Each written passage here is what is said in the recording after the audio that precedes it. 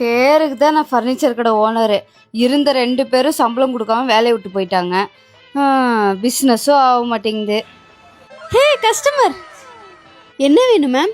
Latest matters இருக்கா? LaTeX மேட்ரஸுங்களா? இருக்குங்க ma'am. 45,000 50,000 ஆகும் மேம். 50,000மா? ஐயோ, எங்களுக்கு கட்டுப்படி ஆகாதுங்க. அடச்சே, வந்த ஒரு கஸ்டமர் போயிட்டாங்க.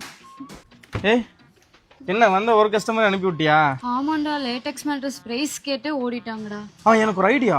லேட்டெக்ஸ் மேட்ரஸ் கம்மியான விலையில மேனுஃபேக்சர் பண்ற ஒரு இடம் தெரியும். அங்க போயிடலாமா? போலாமே. போலாம்.